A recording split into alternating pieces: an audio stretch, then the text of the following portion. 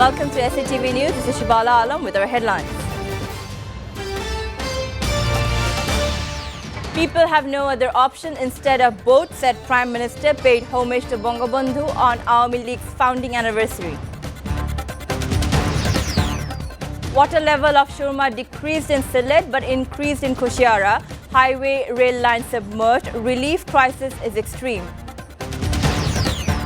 9 people, including Dhaka Wasa Managing Director Taksim Khan, were sued on charge of Dhaka 132.4 crore embezzlement.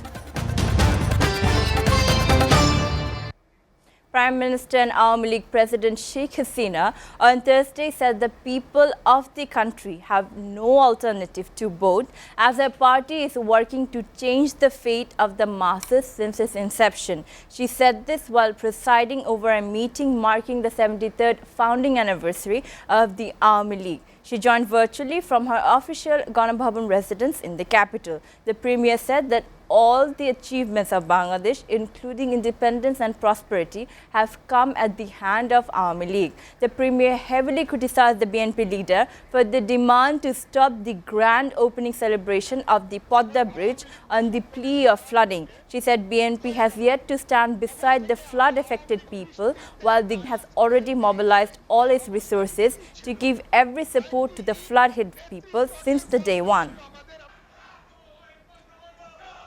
Although the water level of Shurma River has decreased in Sylhet, flood situation has deteriorated in 11 upazilas of Kushiara and 5 upazilas of Moulobibazar. Communications are being disrupted as the Kushiara River embankment overflows and the railway line of Kulaura sinks. As new areas are flooded, floodwaters are entering various shelters. The people of Wasa are suffering in the relief crisis, even though they have taken shelter in the high embankment. City officials said that they are struggling to provide shelters and food for so many people. Although the water level of Shurma River in Sylhet has decreased a little, the water level is still above the danger level at 2 points. However, floodwaters in the highlands of the metropolis have decreased slightly. Roads in various areas, including Shahjalal suburb, Zinda Bazar, Taltala, Sheikh Ghat,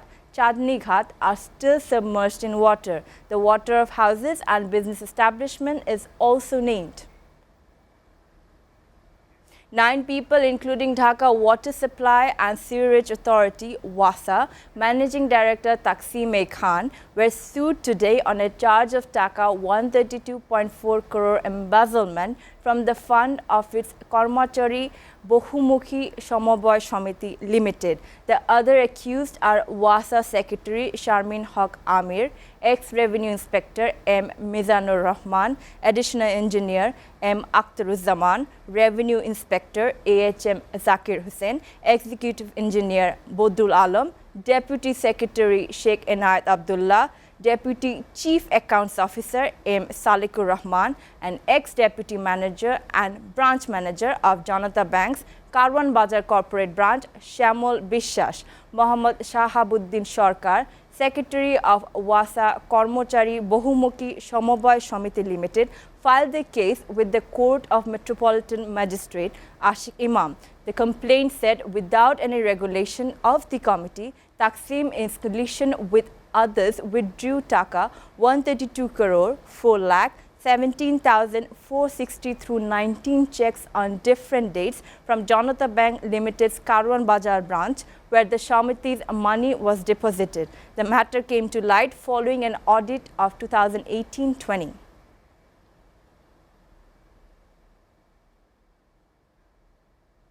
On the occasion of the inauguration of the Podda bridge, the Dhaka Metropolitan Police has issued specific instructions to the guests invited to the Mawa rally on June 25th to leave Dhaka DMP. The DMP also requested to start the journey from the capital with enough time to go to the venue. The length of Podda bridge, the largest installation in Bangladesh, is 6.15 km.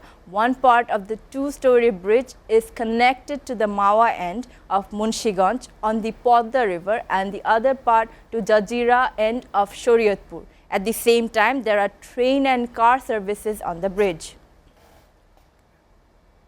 Viewers are taking a short break. Please stay with us.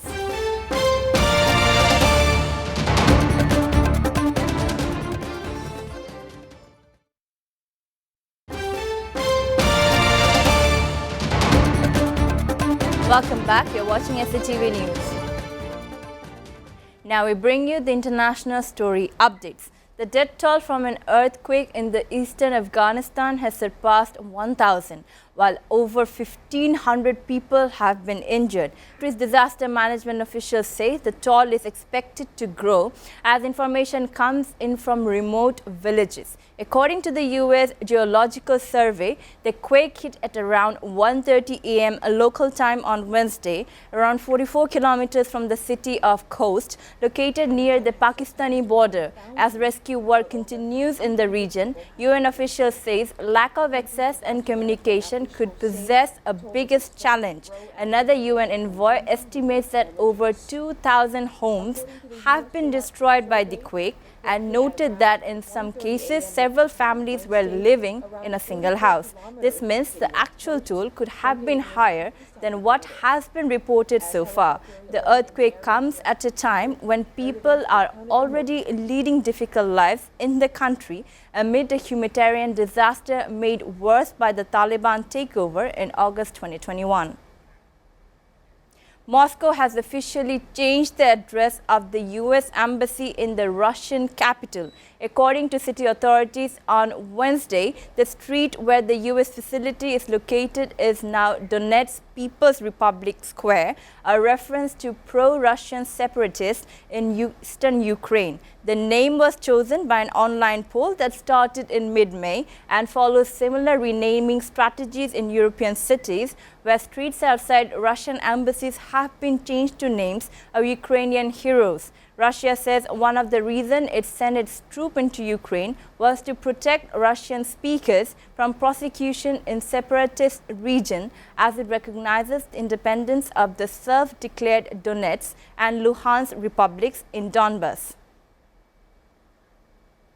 Saudi Arabia's Crown Prince Mohammed bin Salman has traveled to Turkey for the first time in years to hold talks with Turkish President Recep Tayyip Erdogan. The move comes as both sides try to normalize freight relations following the 2018 murder of journalist Jamal Khashoggi in Saudi Arabia's Istanbul consulate. Following a summit between the leaders on Wednesday, a joint statement was issued highlighting cooperation in bilateral relations. Restrictions on trade, flights and TV programs were also lifted alongside a halt on mutual negative media coverage. This comes as Turkey is facing its worst economic crisis in years and Saudi Arabia is using its wealth to build alliances in the region. A protest against the Dutch government's plan to curb emissions has seen thousands of farmers gather in central Netherlands, travel to the demonstration's location in the agricultural village of Stro on Wednesday. Saw farmers use their tractors to slow traffic on major highways. The protest comes amid new targets to limit nitrogen oxide and ammonia levels associated with high concentration livestock farming. But farmers claim that mandates will negatively impact those working in the agricultural sector and will likely see some farmers reduce livestock numbers or get rid of them altogether. The new mandates require a 70% reduction near some protected nature areas, going as high as 95% in other locations. And we'll likely see some. Now sports news. England whitewashed the Netherlands in a 3-match ODI series. In the third and final match of the series, the English defeated the Dutch by a big margin of 8 wickets. Jason Roy and Jos Buttler demolished the Netherlands on Wednesday as England coasted to an 8-wicket victory with nearly 20 overs to spare in the third one-day international. Roy's 101 not out was his 10th one-day international 100 in Amstelveen. Butler standing in for injured captain Jan Morgan, smashing an unbeaten 86. Earlier, the Netherlands collapsed from 203 for 3 in the 40th over to 244 all out, a total that never looked remotely enough against power-packed England. Oh, it's edged over the top. Before ending, we go through the headlines again. People have no other option instead of both, said Prime Minister, paid homage to Bangabandhu on Awami League's founding anniversary. Water level of Shurma decreased in Sylhet but increased in Kushiara. Highway, railway line submerged, relief crisis in extreme.